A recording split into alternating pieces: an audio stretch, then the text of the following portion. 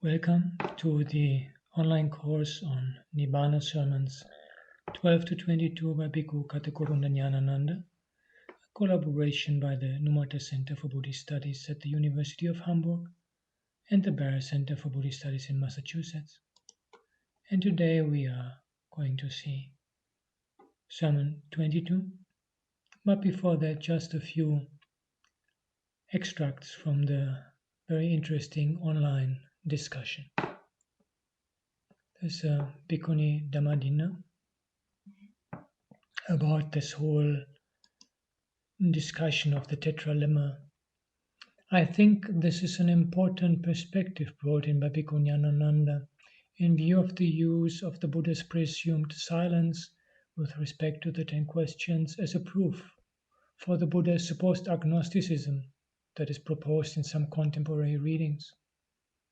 The choice is not merely not to answer the questions, and the choice is not made out of a declaration of not knowing or of them being marginal or even irrelevant. For example, the Buddha being a mere empiricist or rationalist. Rather, the choice is to reframe their very premises. And George Olaye, with his usual poetic expressions about that simile of the sandcastles. The whirling's vista of sandcastles, clutching the dear aggregates, we are stuck, tightly stuck, when a body has such a way with words, owning and attaching. The remedy to demolish the mirage of this view, kick apart these sandcastles, put it out of play, leaving nothing to be grasped or given up. So much for the enchantment of being a being, takes the breath away. And Yin Cheng on the vortex simile. In addition to rounds of life cycles, the winding pattern of ignorance is vividly visible in the present life. One often gets caught by rounds of greed, aversion, and delusion again and again. Our habitual unwholesome behaviors are similar to the life cycles. With ignorance in the background, we forget the suffering we endured moments ago, and we repeat again and again, like a vortex. For me, this brought a heightened intention to practice. And Robert Grosh also on the vortex. When stopping for a moment, reflecting that all this, what happens, just a whirling around, merely causing a whirling around in my mind, it was possible to step out of the frenzy for a while. So I found the vortex simile, illusion, very helpful and powerful indeed, even for everyday reflection, while the depth or breadth of the reach of this simile is also very fascinating, illusion. An everyday situation, the restless mind, illusion. A whole being, name and form and consciousness, and even the whole of samsara can be observed from the perspective of the vortex simile. And with these few excerpts, we are now ready for Sermon 22. Etang santang etang panitang yadidang sabba sankara samato sab upari patini saggo tanagayo virago nirodho Nibbāna.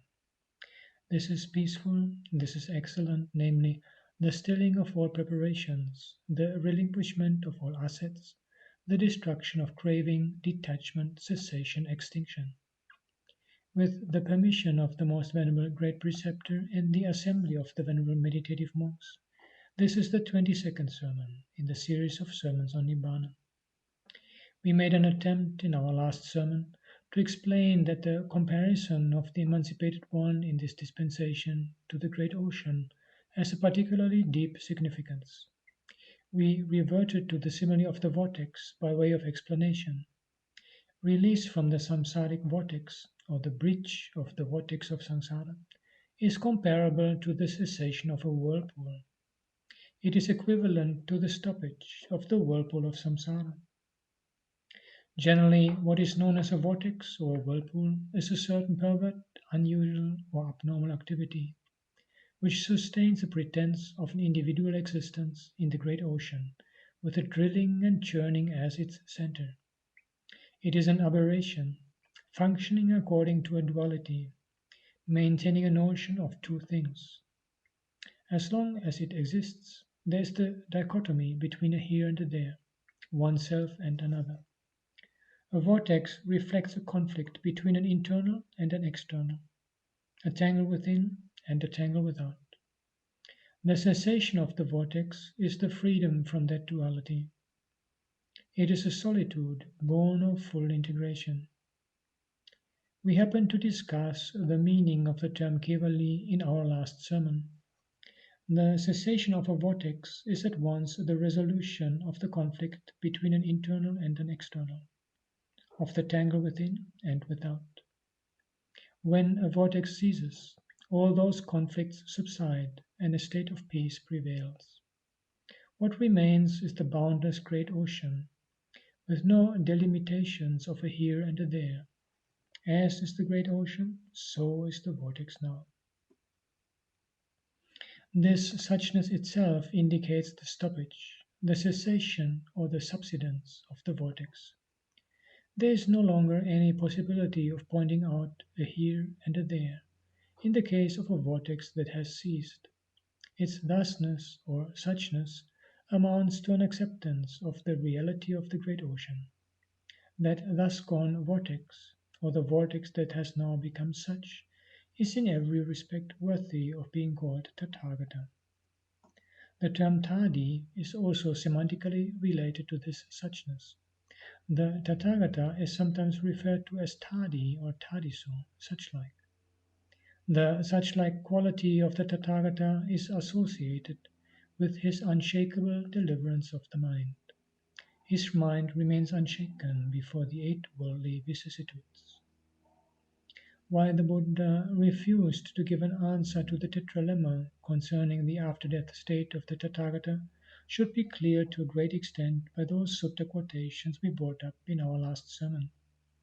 Since the quotation Dittiva Dhamme Sachato Tetato Tathagate Anupalabhyamane, when a Tathagata is not to be found in truth and fact here in this very life, leads to the inference that the Tathagata is not to be found in reality even while he is alive, we are forced to conclude that the question what happens to the Tathagata after his death is utterly meaningless. It is also obvious from the conclusive statement Pubbe chahang etarahicha dukkhan cheva panyapemi dukkhasacha nirodham. Formerly as well as now, I make known just suffering and the cessation of suffering. That the Buddha, in answering this question, completely put aside such conventional terms like being and a person, and solved the problem on the basis of the Four Noble Truths, which highlight the pure quintessence of the Dhamma as it is. We have to go a little deeper into this question of conventional terms like being and person, because the statement that the Tathagata does not exist in truth and fact is likely to drive fear into the minds of the generality of people. In our last sermon, we gave a clue to an understanding of the sense in which this statement is made, when we quoted an extraordinary new etymology the Buddha had advanced for the term satta in the Radha Samyutta. Rupe ko Radha yo chando yo rago ya nandi ya tanha tatra satto tatra visatto tasma sattoti ujjati. Radha, that desire, that lust, that delight, that craving in form, with which one is attached and thoroughly attached, therefore is one called a being. Comment translation by Bhikkhu Bodhi. One is stuck, Radha, tightly stuck in desire, lust, delight, and craving for form. Therefore one is called a being. One is stuck, tightly stuck, in desire, lust, delight, and craving for feeling, for perception, for volitional formations, for consciousness. Therefore one is called a being. In the Samyukta Agama parallel, being defiled by attachment to and entangled with bodily form, this is called a living being. Being defiled by attachment to and entangled with feeling, perception, formations, consciousness, this is called a living being. End of comment. Here the Buddha has punned on the word satta to give a new orientation to its meaning, that is rupe satto visatto, attached and thoroughly attached to form. From prehistoric times, the word satta was associated with the idea of some primordial essence called sat, which carried with it notions of permanent existence in the world. As derivatives from the present particle sant and sat, we get the two words satya and sattva in Sanskrit. Satya means truth, or what is true. Sattva means a being, or the state of being. We might even take sattva as the place from which there is a positive response or an affirmation of a state of being. Due to the semantic affinity between satya, truth, and sattva being, an absolute reality had been granted to the term sattva from ancient times. But according to the new etymology advanced by the Buddha, the term sattva is given only a relative reality within limits. That is to say, it is real only in a limited and a relative sense. The above quotation from the Rada Samyutta makes it clear that a being exists only so long as there is that desire, lust, and delight and craving in the five aggregates.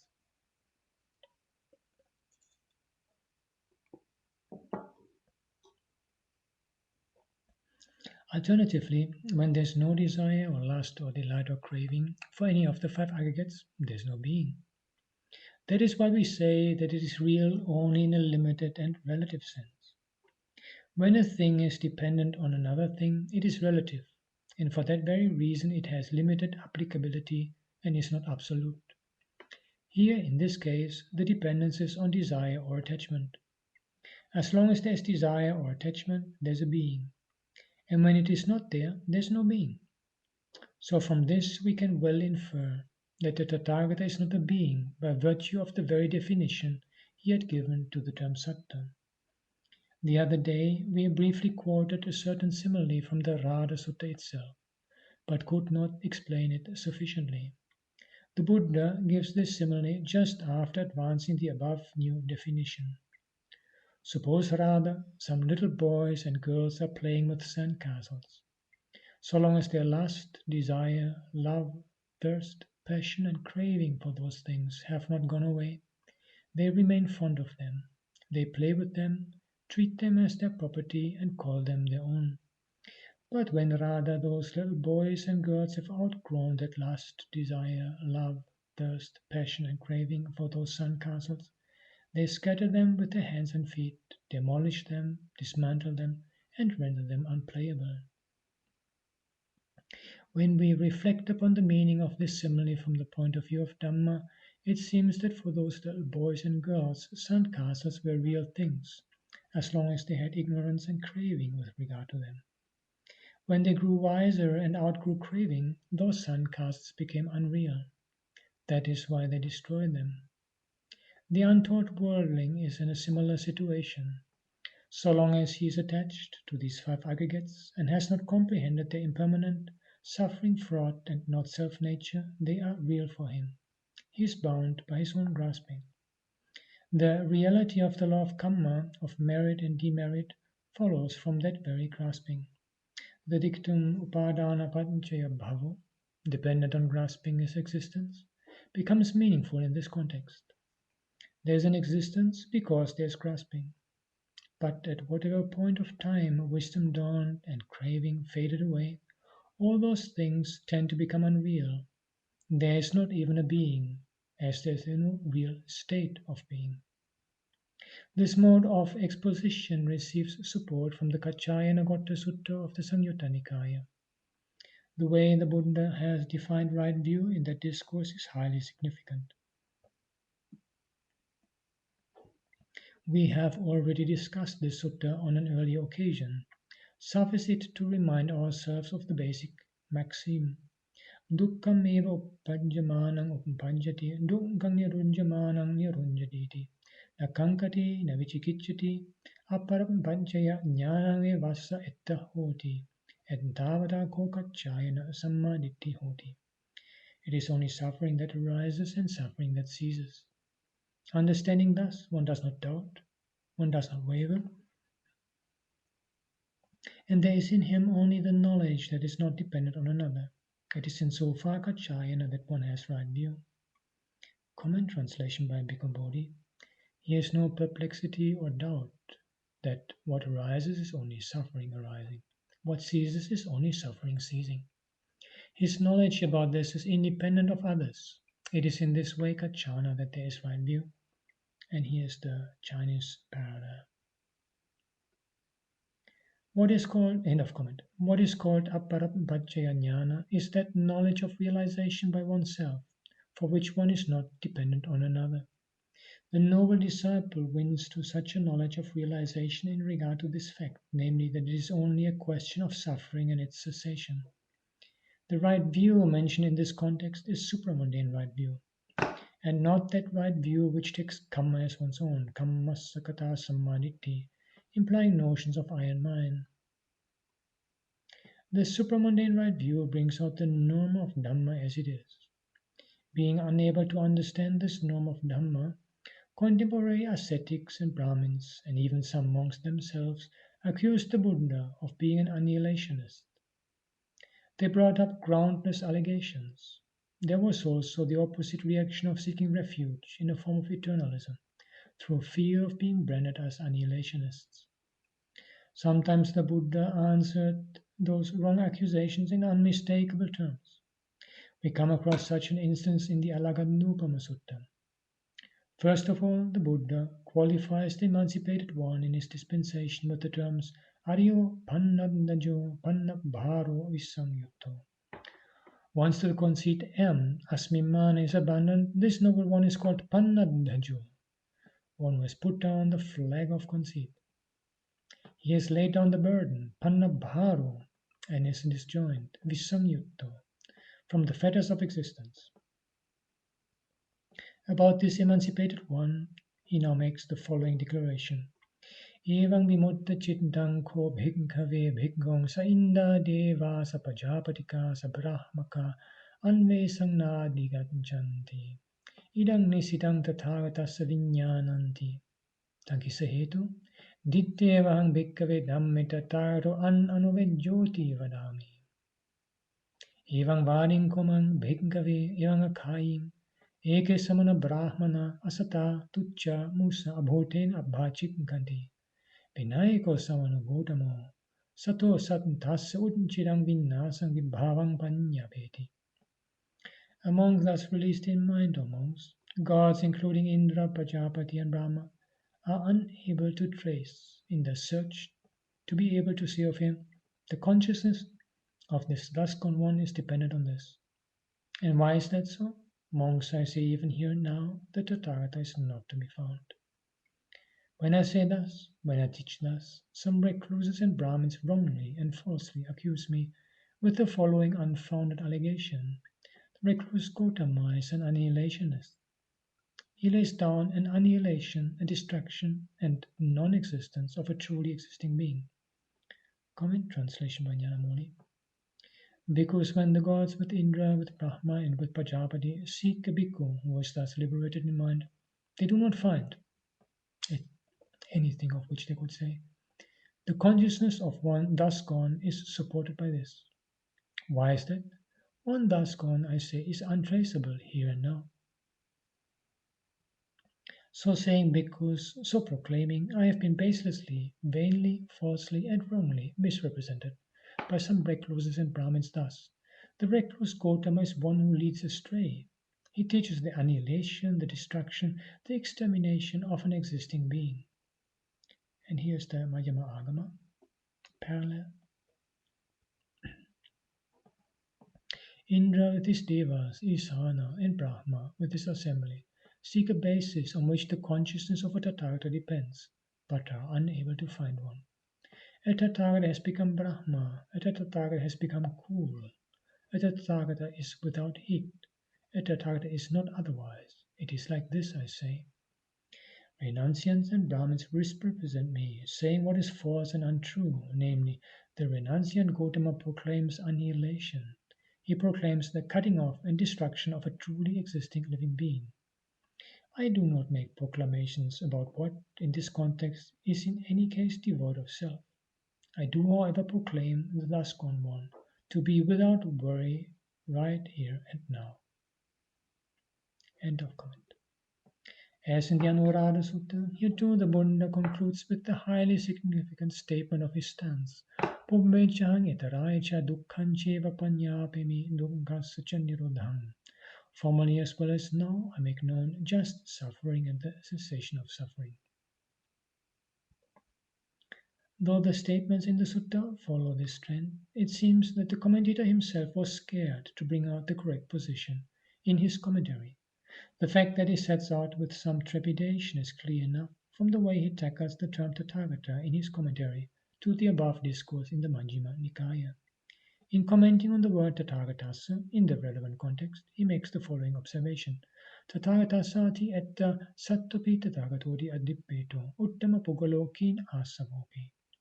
Tathagatas, herein being also is meant by the term Tathagata, as well as the highest person, the influx-free Arahant. Comment, yeah, this brings me to the reading for this lecture, which is an article I wrote on the term Tathagata, and also I'm focusing on different Chinese translation. It also has something about the Pali derivation and also about this commentary, which at first I was a little bit at difficulties to understand, but eventually it became clear that the commentary is actually talking about the usage of the Tathagata first by those outside of the Buddhist dispensation. So those see the Tathagata as a real being. And then the second explanation is the way the Buddha and his disciples used it, maybe as a supreme being without any notion of a satta, of a being behind there. That the Buddha and his Arahant disciples, I should say. And I think this also helps a little bit put into perspective the criticism that the Venerable Ñāṇananda will be voicing now about the commentary. I think the commentary is a bit cryptic, and so it's easily to not fully get the point made there. But if we understand that it's simply reporting on these two different usages, the commentary becomes a little bit more clear. And so what the commentary is simply saying is some use the word Tathagata with the belief in a being, and such a being is simply non-existent. That is just besides the point. But others, including the Buddha, use it to refer to the highest, to the one who is realized, the Arahant. And of course, an Arahant exists in some way, but only as a process of conditioned formations that are still there. And so the Arahant or the Tathagata cannot be pinned down to any of the aggregates because they're no longer clinging to them. I think this is the point of the commentary is trying to make. And I wanted to also briefly add to the above the that is also found in Anuradha Sutta, the formally as well as known, I make known dukkha and the cessation of dukkha, that this is not found in the Majjhima Agama parallel. End of comment. Just as he gives two meanings to the word Tathagata, Venerable Buddha Ghosa attributes two meanings to the word Anālayo as well. Anālayo asangvinyamano va avindeyo va. Tathagato hi satte gahite asangvinyamano ti atto vattati. Kinasave gahite avindeyo ti atto vattati. Anālayo, non-existing or untraceable. When by the word Tathagata a being is meant, the sense non-existing is fitting. And when the influx-free one is meant, the sense untraceable is fitting. According to this exegesis, the term Tathagata in context where it means a being is to be understood as non-existing, asangvinyamano, which is equivalent in the sense to the expression anupalabhyamana discussed above. On the other hand, the other sense attributed to it is avindeyo, which somehow grants the existence but suggests that it is untraceable. In other words, the Tathagata exists, but he cannot be traced or found out. The commentary opines that the term in question has to be understood in two different senses, according to context. In order to substantiate his view, the commentator attributes the following apocryphal explanation to the Buddha. Bhikkave aham dittiva dhamme dharmanakam yeva kīnāsavang viññānavasena indādihi avindiyam vadami. Nahi sa inda deva sa brahmaka sa pajaparika avisantapi kina savasa vipassana chitang va magga chitang va pala chitang va. Idang nama aramanang nisaya vattatiti janitam sakkonti. te apidisandikasa parinibbutasa kingjanisanti. Monks, I say that even here and now, the influx-free one, while he is alive, is untraceable by Indra and others in regard to his consciousness. Gods, including Indra, Brahma, and Prajapati, are indeed unable in their search to find out either the inside consciousness, or the path consciousness, or the fruition consciousness, to be able to say it is dependent on this object. How then could they find out the consciousness of one who has attained Parinibbāna, with no possibility of conception? Presumably, the argument is that since the consciousness of the Arahant is untraceable by the gods while he is alive, it is all the more difficult for them to find it out when he has attained Parinibbāna. That is to say, the Arahant somehow exists even after his Parinibbāna, only that he cannot be traced. It is obvious from this commentarial trend that the commentator finds himself on the horns of a dilemma, because of his inability to grasp an extremely deep dimension of linguistic usage. The Buddha's forceful and candid declaration was too much for him. Probably he demurred out of excessive faith, but his stance is not in accordance with the Dhamma. It falls short of right view. The comment here is perhaps a little bit strong. I think the commentator's basic exposition can still be seen in a different light if we simply understand that the point is to show the difference between the two usages of the Tathagata. And so the only thing that I think can really be objected against is the suggestion that there is still a consciousness after the Parinibbāna that could be known in principle. So that is, I see that can be criticized, but to bring in right view is perhaps a nuance too strong, I think. End of comment. Let us now recapitulate the correct position in the light of the above sutta passage. The Buddha declares at the very outset that the emancipated monk undergoes a significant change by virtue of the fact that he has abandoned the conceit M. That Tathagata, that emancipated monk, who has put down the flag of conceit, laid down the burden of the five aggregates, and won release from the fetters to existence, defies definition and eludes categorization. Why is that?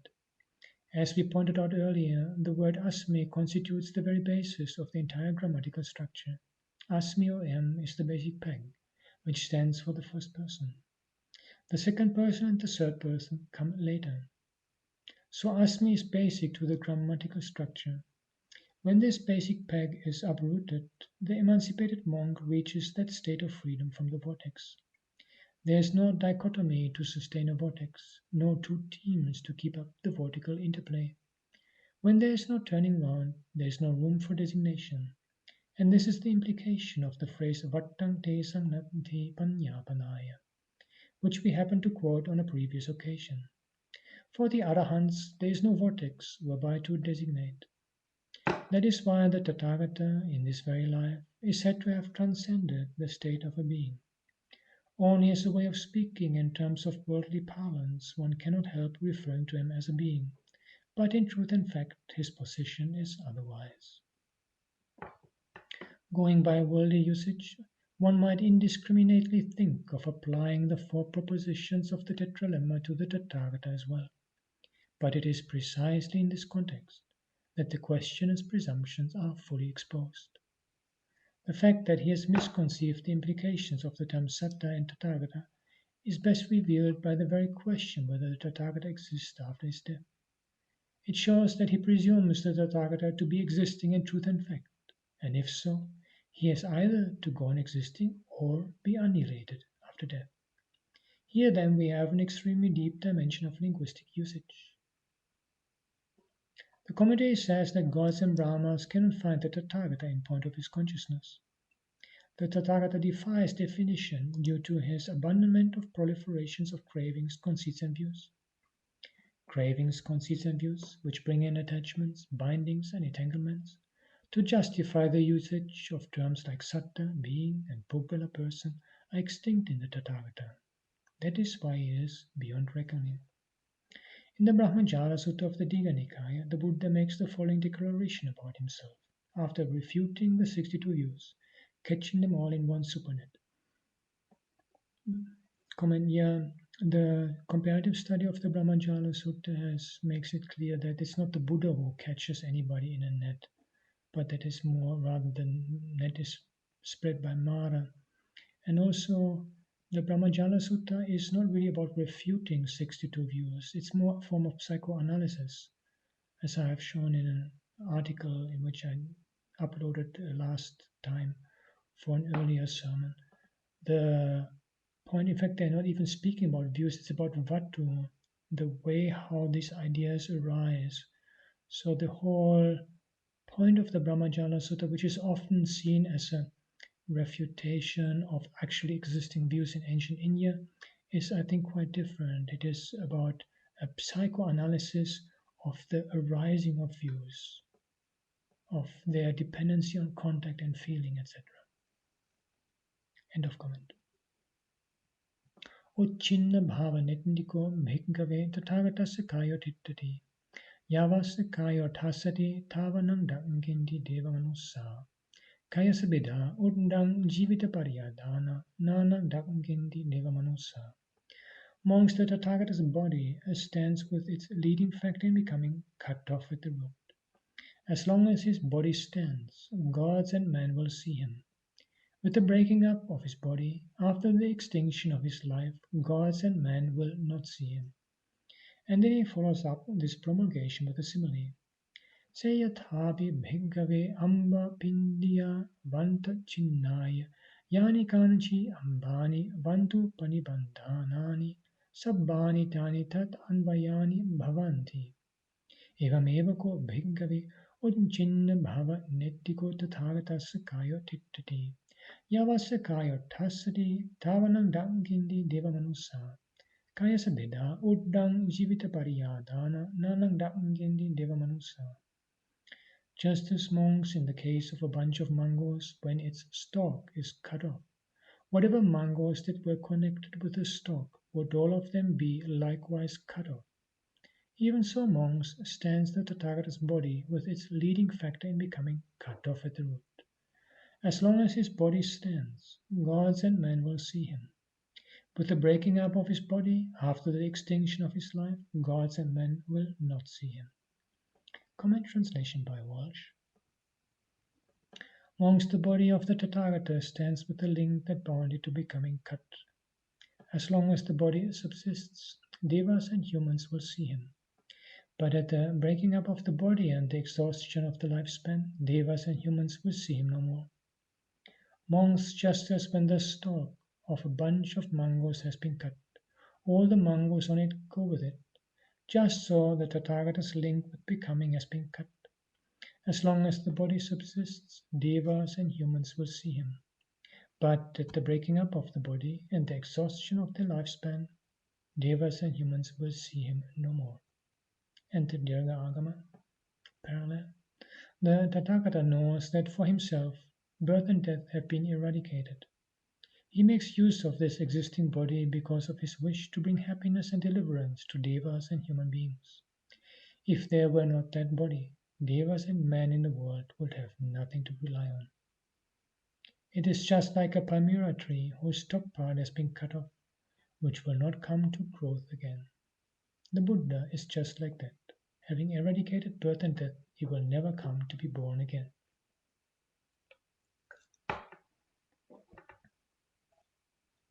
End of comment.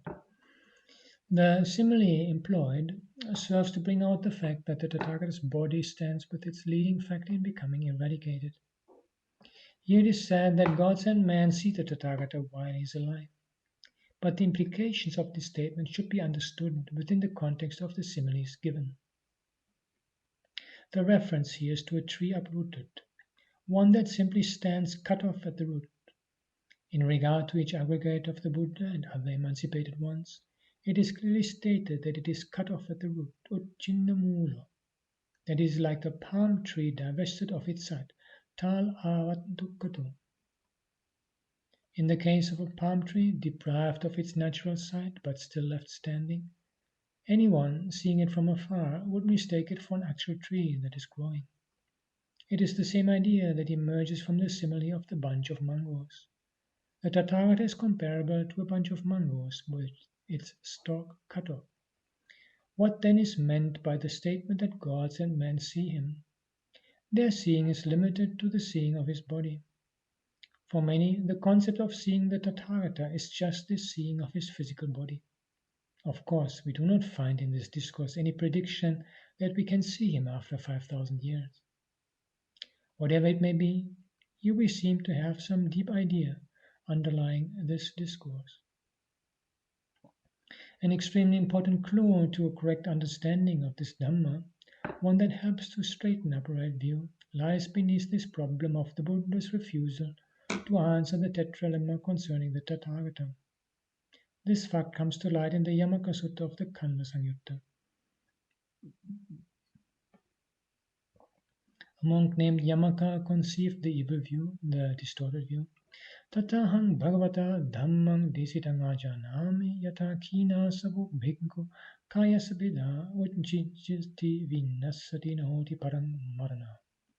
As I understand the Dhamma taught by the Exalted One, an influx-free monk, with the breaking up of his body, is annihilated and perishes, does not exist after death. Translation by Bhikkhu Bodhi. As I understand the Dhamma taught by the Blessed One, a bhikkhu whose stains are destroyed is annihilated and perishes with the breakup of the body and does not exist after death. And the Samyukta Agama parallel. As I understand the Dharma taught by the Buddha, an Arahant, with the influxes being eradicated, will not exist anywhere after the body breaks up at the end of life. End of comment. He went about saying that the Buddha had declared that the emancipated monk is annihilated at death. Other monks, on hearing this, tried their best to dispel his wrong view, saying that the Buddha had never declared so, but it was in vain. At last they approached Venerable Sariputta and begged him to handle the situation. Then Venerable Sariputta came there and, after ascertaining the fact, proceeded to dispel Venerable Yamaka's wrong view by getting him to answer a series of questions. The first set of questions happened to be identical with the one the Buddha had put forward in Venerable Anuradha's case, namely a catechism on the three characteristics. We have already quoted it step by step for facility of understanding. Suffice it to mention in brief that it served to convince Venerable Yamaka of the fact that whatever is impermanent, suffering, and subject to change is not fit to be looked upon as this is mine, this am I, and this is myself. The first step, therefore, consisted in emphasizing the not-self characteristic through a catechism on the three signata. The next step was to get Venerable Yamaka to reflect on this not-self characteristic in 11 ways, according to the standard formula. Tasmati avuso Yamaka yankinchi rupang atita anagata panjumpannang ajhatantang va bahidda va ullarikang va sukumang va hinang va panitang va yang dure santike va sabang rupang netang mama neswam asmi namisu attati evametam yatha bhutang sammapanyaya dattambam ya kachi vedana ya kachi sanya ya kechi sankara yang kinchi viññāṇaṁ atitānāgata panjuppannam ajhattam va bahidda va ullarikam va sukumam va hinam va panitam va yang dure santike va sabang viññāṇaṁ netam mama nesaham asmi namisu attati evametam yata bhutam samapanyaya dattambam.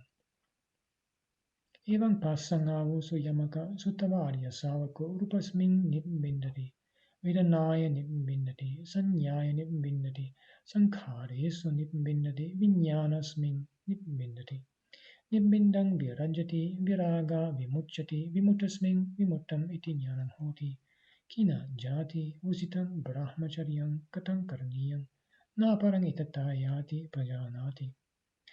Therefore, friend Yamaka, any kind of form whatsoever, whether past, future, present, internal or external, gross or subtle, inferior or superior, far or near, all form must be seen as it really is with right wisdom thus. This is not mine, this I am not, this is not myself. Any kind of feeling whatsoever, any kind of perception whatsoever, any kind of preparations whatsoever, any kind of consciousness whatsoever, whether past, future, or present, internal or external, gross or subtle, inferior or superior, far or near, All consciousness must be seen as it really is with right wisdom thus. This is not mine, this I am not, this is not myself. Seeing thus, friend Yamaka, the instructed noble disciple gets disgusted of form, gets disgusted of feeling, gets disgusted of perception, gets disgusted of preparations, gets disgusted of consciousness. Being disgusted, he becomes dispassionate. Through dispassion, his mind is liberated. When it is liberated, there comes the knowledge it is liberated, and he understands. Extinct is birth, lived is the holy life. Done is what had to be done. There is no more of this state of being. As the third step in his interrogation of Venerable Yamaka, Venerable Sariputta poses the same questions which the Buddha had addressed to Venerable Anuruddha. What do you think, friend Yamaka? Do you regard form as the Tathagata? No, friend. Do you regard feeling, perception, preparations, consciousness as the Tathagata? No, friend. What do you think, friend Yamaka? Do you regard the Tathagata as in form? No, friend. Do you regard the Tathagata as apart from form? No, friend. Do you regard the Tathagata as in feeling? No, friend. Do you regard the Tathagata as apart from feeling? No, friend. Do you regard the Tathagata as in perception? No, friend. Do you regard the Tathagata as apart from perception? No, friend. Do you regard the Tathagata as in preparations? No, friend. Do you regard the Tathagata as apart from preparations? No, friend.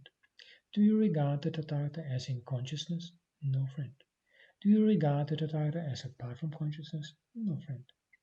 What do you think, friend Yamaka? Do you regard form, feeling, perception, preparations, and consciousness as constituting the Tathagata? No, friend. What do you think, friend Yamaka? Do you regard the Tathagata as one who is devoid of form, feeling, perception, preparation, and consciousness? No, friend.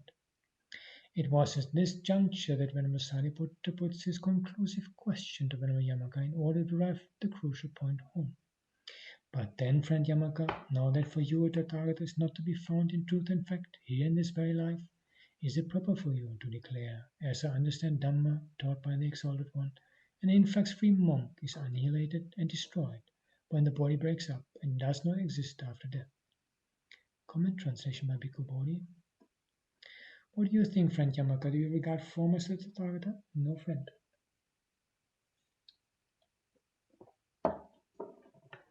Do you regard feeling, perception, volitional formations, consciousness as the Tathagata?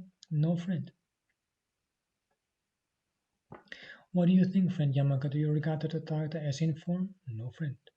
Do you regard the Tathagata as apart from form? No, friend. Do you regard the Tathagata as in feeling, as apart from feeling, as in perception, as apart from perception, as in volitional formations, as apart from volitional formations, as in consciousness, as apart from consciousness? No, friend. What do you think, friend Yamaka? Do you regard form, feeling, perception, volition, and consciousness taken together as the Tathagata? No, friend. What do you think, friend Yamaka? Do you regard the Tathagata as one who is without form, without feeling, without perception, without volitional formations, without consciousness? No, friend. But, friend, when the Tathagata is not apprehended by you as real and actual here in this very life, is it fitting for you to declare, as I understand the Dhamma taught by the Blessed One, a bhikkhu whose stains are destroyed is annihilated and perishes with the breakup of the body and does not exist after death? And here is the Samyukta Agama parallel. Sariputta asked again, how is it, Yamaka? Is bodily form the Tathagata? Yamaka replied, no, Venerable Sariputta. Sariputta asked again, is feeling, perception, formation, consciousness the Tathagata? Yamaka replied, no, Venerable Sariputta. Sariputta asked again, how is it, Yamaka? Is the Tathagata distinct from bodily form? Is the Tathagata distinct from feeling, perception, formations, consciousness? Yamaka replied, no, Venerable Sariputta. Sariputta asked again, is the Tathagata in bodily form? Is the Tathagata in feeling, perception, formations, consciousness? Yamaka replied, no, Venerable Sariputta. Sariputta asked again, is bodily form in the Tathagata? Is feeling, perception, formation, consciousness in the Tathagata? Yamaka replied, no, Venerable Sariputta. Sariputta asked again, is the Tathagata without bodily form, feeling, perception, formation, consciousness? Yamaka replied, no, Venerable Sariputta. Sariputta said, in this way, Yamaka, the Tathagata is existing, truly, here and now, cannot be gotten at anywhere, cannot be designated anywhere. Why do you say, as I understand the Dharma taught by the Buddha, an Arahant, with the influxes being eradicated, will not exist anywhere after the body breaks up at the end of life? Is that properly spoken? End of comment. At last, Venerable Yamaka confesses, formerly, friend Sariputta, I did hold that evil view, ignorant as I was. But now that I have heard this Dhamma sermon of the Venerable Sariputta, I have given up that evil view and have gained an understanding of the Dhamma. As if to get a confirmation of Venerable Yamaka's present stance, Venerable Sariputta continues. If friend Yamaka, they were to ask you the question, friend Yamaka, as to that monk, the influx-free Arahant, what happens to him with the breaking up of the body after death? Being asked thus, what would you answer? If they were to ask me that question, friend Sariputta, I would answer in this way. Friends, form is impermanent. What is impermanent is suffering. What is suffering has ceased and passed away. Feeling, perception, preparations, consciousness is impermanent. What is impermanent is suffering. What is suffering has ceased and passed away. Thus questioned, I would answer in such a way. Comment translation by Bhikkhu Bodhi. If friend Yamaka, they were to ask you, friend Yamaka, when a Bhikkhu is an Arahant, one whose stains are destroyed, what happens to him with the breakup of the body after death? Being asked thus, what would you answer? If they were to ask me this, friend, I would answer thus. Friends, form is impermanent. What is impermanent is suffering. What is suffering has ceased and passed away. Feeling, perception, volition, formations, consciousness is impermanent. What is impermanent is suffering. What is suffering has ceased and passed away. Being asked thus, friend, I would answer in such a way. And here's the Samyukta Agama. Sariputta asked again, Yamaka, if you are further asked, monk, as you earlier declared an evil wrong view, knowing and seeing what has this now all been completely removed, what would you answer? Yamaka replied, Venerable Sariputta, if someone comes and asks, I would answer in this way. The bodily form of an Arahant, with the influxes being eradicated, is impermanent. What is impermanent is dukkha. What is dukkha has become tranquil and become cool. It has forever disappeared. Feeling, perception, formation, consciousness also like that. If someone comes and asks, I would answer in this way. End of comment. Be it noted that in this conclusive answer there is no mention whatsoever of a Tathagata, a Satta, or a Puggala. Now, in this reply, Venerable Sariputta expresses his approbation. Good, friend Yamaka. Well then, friend Yamaka, I will bring up a simile for you, that you may grasp this meaning all the more clearly. Suppose, friend Yamaka, there was a householder or a householder's son, prosperous, with much wealth and property, protected by a bodyguard. Then some man would come by who wished to ruin him, to harm him, to imperil him, and to deprive him of life. And it would occur to that man, this householder or householder's son is prosperous, with much wealth and property. He has his bodyguard. It is not easy to deprive him of his life by force. What if I were to get close to him and take his life? Then he would approach that householder or householder's son and say to him, would you take me on as a servant, sir? And then the householder or householder's son would take him on as a servant. The man would serve him, rising up before him, going to bed after him, being at his beck and call, pleasing in his conduct, endearing in his speech. The householder or householder's son would regard him as a friend, an intimate friend, and would place trust in him. But once the man has ascertained that the householder or householder's son has trust in him, he waits for an opportunity to find him alone and kills him with a sharp knife. Now this is the simile. Based on this deep simile, Venerable Sariputta puts the following questions to Venerable Yamaka to see whether he has grasped the moral behind it. What do you think, friend Yamaka, when that man approached that householder or householder's son and said to him, would you take me on as a servant, sir? Wasn't he a murderer even then? Though the householder or householder's son did not know him as my murderer. And when the man was serving him, rising up before him, going to bed after him, being at his beck and call, pleasing in his conduct, endearing in his speech, wasn't he a murderer then too? though the householder or householder's son did not know him as my murderer. And when the man, finding him alone, took his life with a sharp knife, wasn't he a murderer then too, though the other did not know him as my murderer? Venerable Yamaka answers, yes, friend, by way of assent to all these matter-of-fact questions. Comment translation by Bhikkhu Bodhi.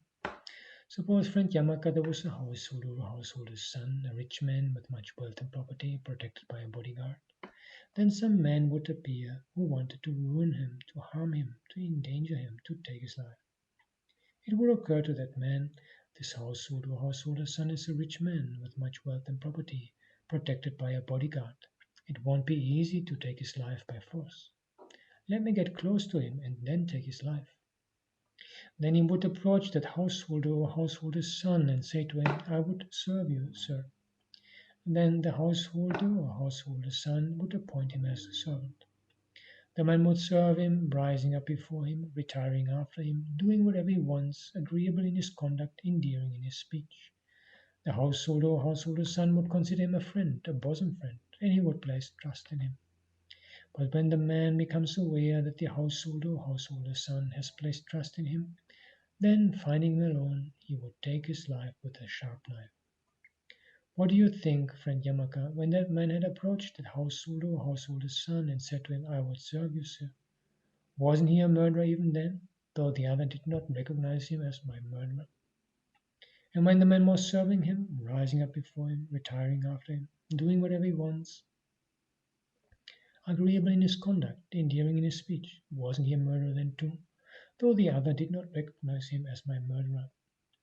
And when the man came upon him while he was alone and took his life with a sharp knife, wasn't he a murderer then too, though the other did not recognize him as my murderer? And the Samyukta Agama version. It is like the son of a householder who is very rich and has much wealth. He seeks wildly for retinue that well protects his wealth. Then an evil person, who is his enemy, pretends to have come as a close friend in order to become his retainer. He often waits for an opportunity, going to sleep late and rising early, looking after him nearby when he rests. He is careful and respectful in his affairs, modest in his words, causing his master to think of him with delight, to perceive him as a friend, to perceive him as a son, with utmost trust and without doubt, without guarding himself. Later on, with a sharp knife in his hand, he cuts off his master's life. Monk Yamaka, what do you think, that evil enemy, acting as the householder's friend? Was he not acting from the outset as an expedient, with the mind intent on harm, constantly waiting for an opportunity until bringing about the householder's end? Yet that householder was not able to realize it until the moment he suffered harm. End of comment.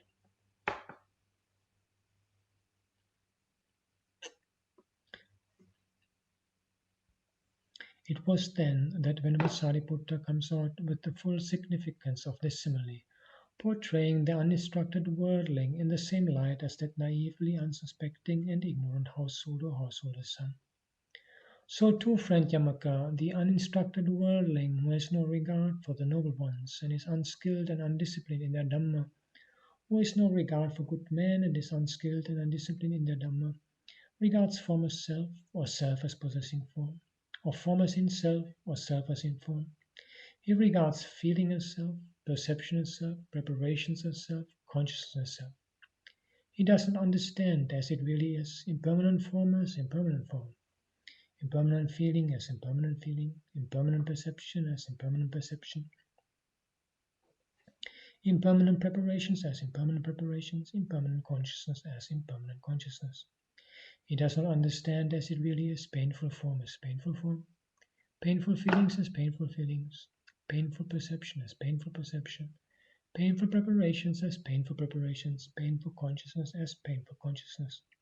He does not understand as it really is selfless form as selfless form, selfless feeling as selfless feeling, selfless perception as selfless perception, selfless preparations as selfless preparations, selfless consciousness as selfless consciousness.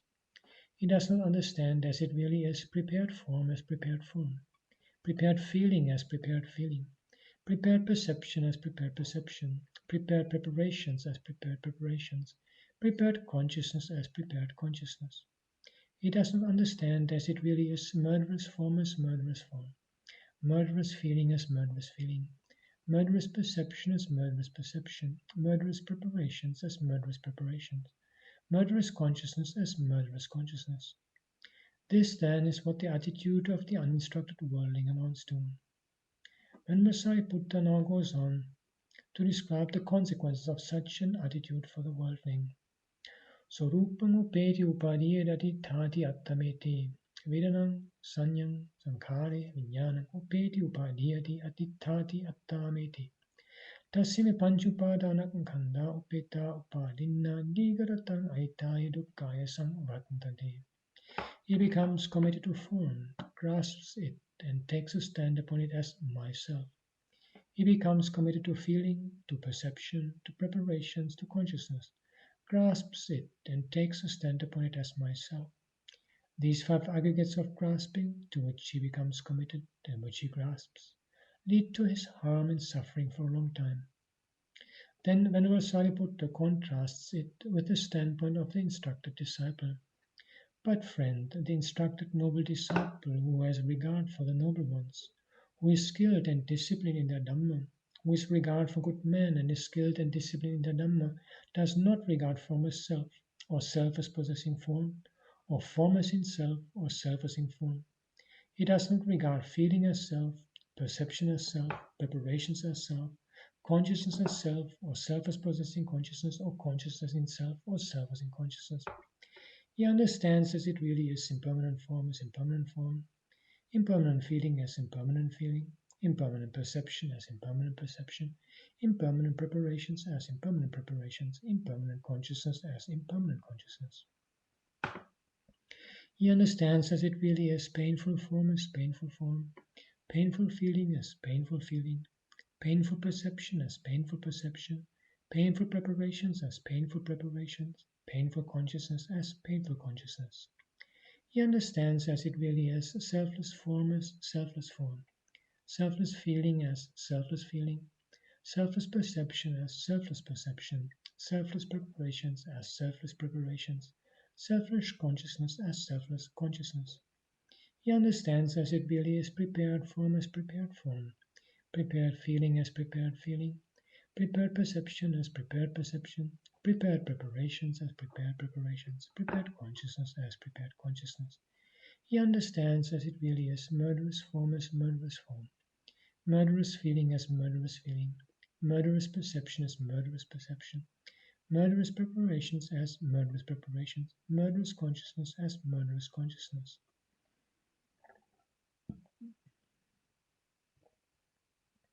He does not become committed to form, does not grasp it, does not take a stand upon it as myself. He does not become committed to feeling, to perception, to preparations, to consciousness, does not grasp it, does not take a stand upon it as myself. These five aggregates of grasping to which he does not become committed, which he does not grasp, lead to his welfare and happiness for a long time. Comment. Because the passage in the original is already very long and repetitive, I have not provided alternative translations or the Chinese parallel.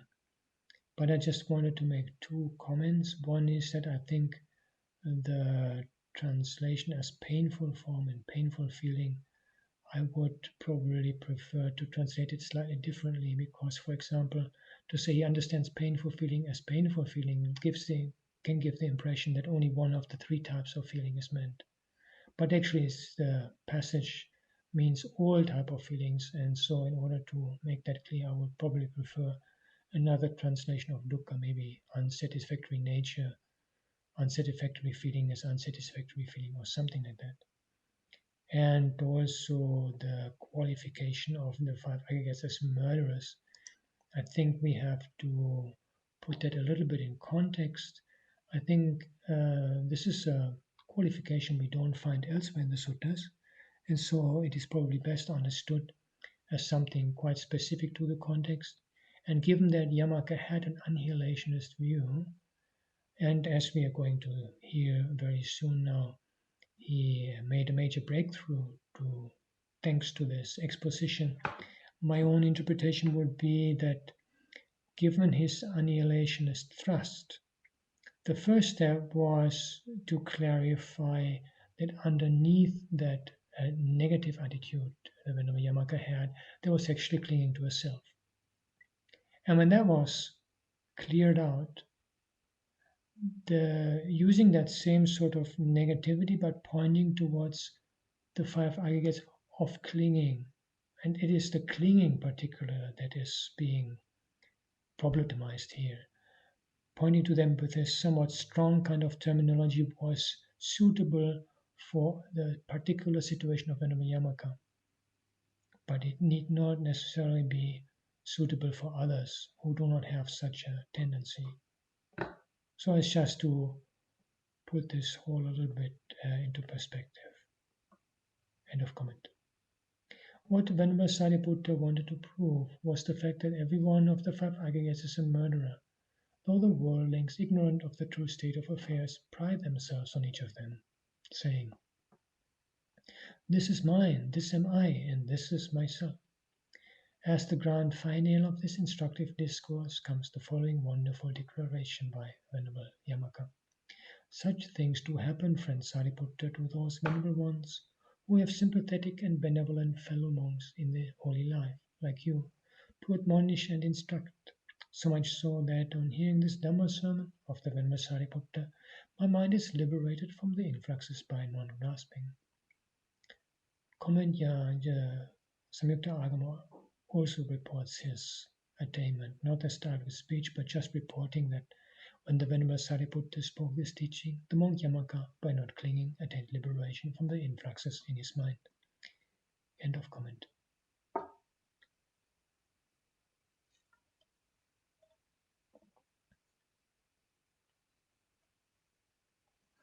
And this might sound extremely strange in this age of skepticism regarding such intrinsic qualities of the Dhamma like Sandittika, visible here and now, Akarika, timeless, and Hipasika, inviting to come and see.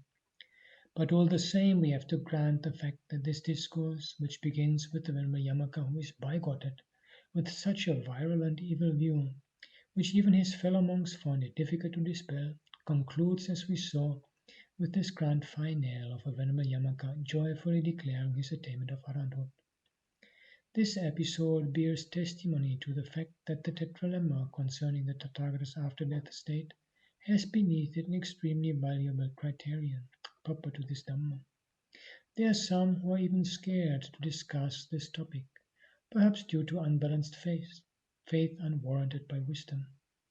The tetralemma, however, reveals on analysis a wealth of valuable Dhamma material that goes to purify one's right view. That is why the Venerable Yamaka ended up as an Arahant. So, this discourse also is further proof of the fact that the Buddha's solution to the problem of the indeterminate points actually took the form of a disquisition on voidness. Such exposition fall into the category called Sunyata Patisangyutta Suttanta, discourses dealing with voidness. This category of discourses avoids the conventional worldly usage, such as satta, being, and puggala, person, and highlights the teachings on the Four Noble Truths, which bring out the nature of things as they are. Generally, such discourses instill fear into the minds of worldlings, so much so that even during the Buddha's time there were those who recorded instances of misconstruing and misinterpretation.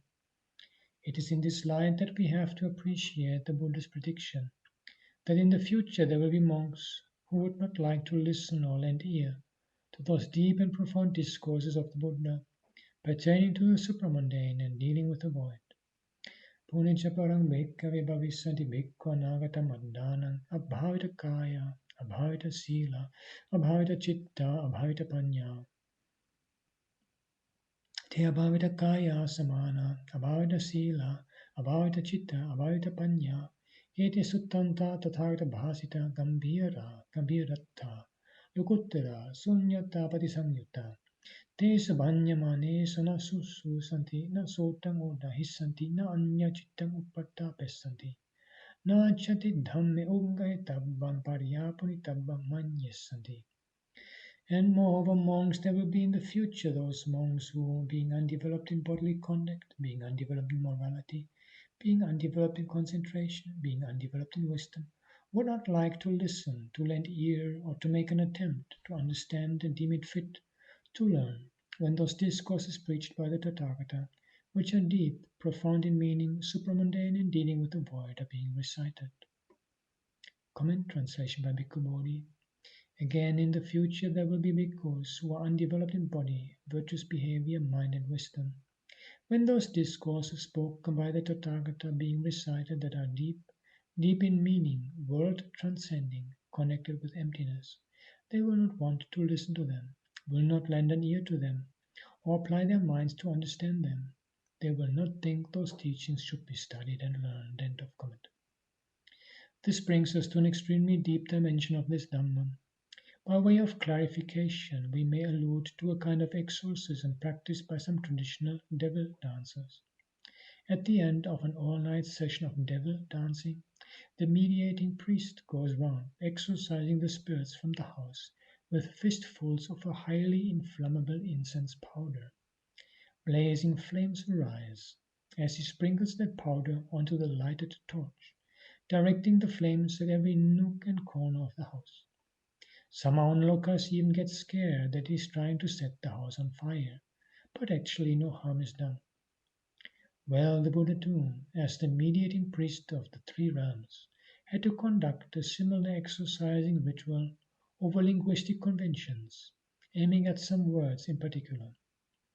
It is true that he made use of conventional language in order to convey his teaching, but his Dhamma proper was one that transcended logic, ataka vacharo. It happened to be a Dhamma that soared well above the limitations of grammar and logic and analytically exposed their very structure.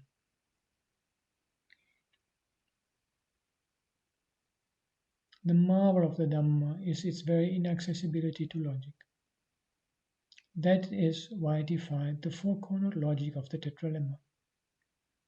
It refused to be cornered and went beyond the concepts of a being or a self. The samsaric vortex was breached and concepts themselves were transcended. Now, this is the exorcism the Buddha had to carry out. He smoked out the term Atta, self, so dear to the whole world. Of course, he could not help making use of that word as such. In fact, there's an entire chapter in the Dhammapada entitled Attavagga. But it must be emphasized that the term in that context does not refer to a permanent self. It stands for oneself. Some who mistakenly rendered it as self ended up in difficulties. Take for instance the following verse. Atta hi attano nato, koi nato parosiya. Attana hi sudantena nathang labati dullabham. Oneself indeed is one's own savior. What other savior could there be?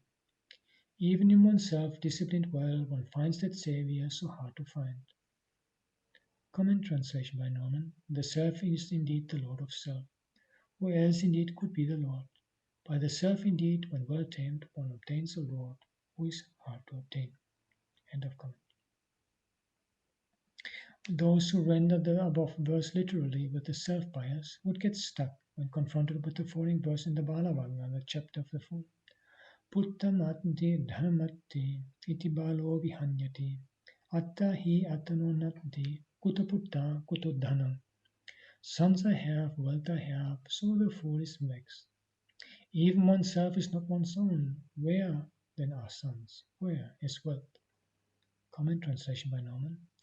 Thinking I have sons, I have wealth, the fool is tormented. He has indeed no self of his own, how much less sons, how much less wealth. End of comment. Whereas the former verse says attahi attano nato, here we find the statement attahi attano natti.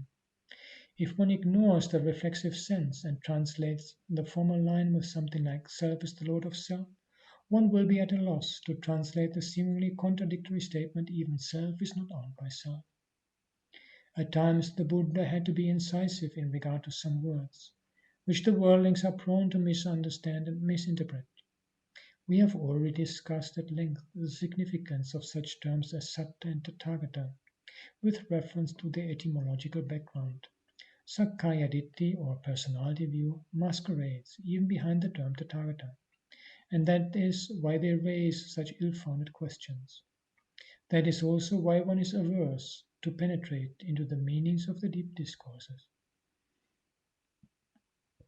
Like the term Tathagata, the term Loka also had insinuations of a self-bias. The Buddha, as we saw, performed the same ritual of exorcism to smoke out those insinuations. His definition of the world, with reference to the six sense bases, is a corrective to that erroneous concept. Among the indeterminate points, too, we find questions relating to the nature of the world, such as Sasatuloko, Asasatuloko, the world is eternal, the world is not eternal, and Antavaloko, the world is finite, the world is infinite. In all such contexts, the questioner had the prejudice of the conventional concept of the world. The commentaries refer to it as Chakkavala Loka, the common concept of world system. But the Buddha advanced a profound definition of the concept of the world with reference to the six bases of sense contact. In this connection, we come across a highly significant discourse in the Salayatana Vagga of the Samyutta Nikaya. There we find the Buddha making the following declaration to the monks. Naham bhikkhave gamanena lokasa antang ñāṭayyam datthayyam patteyanti vadami. Nachapanang bhikkhave apatva lokasa antang dukkhasa antakiryam vadami. Monks, I do not say that by traveling one can come to know or see or reach the end of the world. Nor do I say that without reaching the end of the world one can put an end to suffering. Comment translation by Bodhi. Because I say that the end of the world cannot be known, seen or reached by traveling. Yet because I also say that without reaching the end of the world there is no making an end to suffering. And the Chinese in the Samyukta Agama. I do not say that a person reaches the end of the world by walking. And I also do not say that without walking the path one reaches the end of the world and the unsurpassed transcendence of dukkha. End of comment. After this riddle-like pronouncement, the Buddha gets up and retires to the monastery. We come across this kind of problematic situation earlier too. Most probably this is a device of the Buddha as a teacher to give his disciples an opportunity to train in the art of analytical exposition of the Dhamma. After the Buddha had left, those monks, perplexed by this terse and tantalizing declaration, approached Venerānanda and begged him to expound its meaning at length. With some modest hesitation as usual, Venerānanda agreed and came out with the way he himself understood the significance of the Buddha's declaration in the following words. Yena koa voso lokasming lokasanni hoti lokamani ayang uchyati ayasa vinaya lokom. Kena chavoso lokasming lokasanni hoti lokamani chakkuna koa voso lokasming lokasanni hoti lokamani. Sotena, ghanena, jivaya, kayena, manena koavo so lokasming lokasanyi hodi lokamani. Yena koavo so lokasming lokasanyi hodi lokamani. Ayam bochiti aryasa vinaye loko. Friends, that by which one has a perception of the world and the conceit of the world, that in this discipline of the noble ones is called the world. By what, friends, has one a perception of the world and a conceit of the world? By the eye, friends, one has a perception of the world and a conceit of the world. By the ear, by the nose, by the tongue, by the body, and by the mind. Friends, one has a perception of the world and a conceit of the world. That, friends, by which one has a perception of the world and a conceit of the world, that in this discipline of the noble ones is called the world.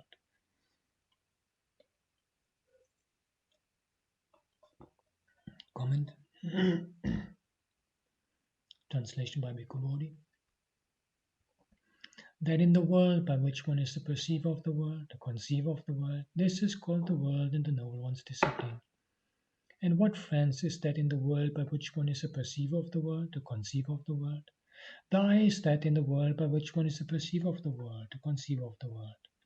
The ear, the nose, the tongue, the body, the mind is that in the world by which one is a perceiver of the world, a conceiver of the world. That in the world by which one is a perceiver of the world, the conceiver of the world, this is called the world in the noble one's discipline. And the Samyukta Agama. Whatever there is of a world, of naming a world, of experiencing a world, of designating a world, of a linguistic expression of a word, it all enters into being reckoned as a world. Venerable friends, that is, the I is a world, a naming of a word, an experiencing of a word, a designation of a word, a linguistic expression of a word. It all enters into being reckoned a world. The ear, the nose, the tongue, the body, the mind is also like that. A learned noble disciple understands as it really is the rising of the six sense spheres, their cessation, their gratification, their danger, and the escape from them. This is called a noble disciple who reaches the end of the world, who understands the world and who, having been burdened by the world, has transcended the world. And in the Samyukta Agama, Ananda continues also by giving a summary in verse, a poetic summary of this exposition. End of comment. It seems then that the definition of the world in the discipline of the noble ones is one that accords with radical attention, yoniso manasikara, whereas the concept of the world as upheld in those indeterminate points is born of wrong attention, ayoniso manasikara. In the present age too, scientists, when they speak of an end of the world, entertain presumptions based on wrong attention. When those monks who listened to Venerable Ananda's exposition reported it to the Buddha, he fully endorsed it. This definition, therefore, is as authentic as the word of the Buddha himself and conclusive enough. It is on the basis of the six sense bases that the world has a perception of the world and a conceit of the world. The conceit here meant is not pride as such, but the measuring characteristic of worldly concepts.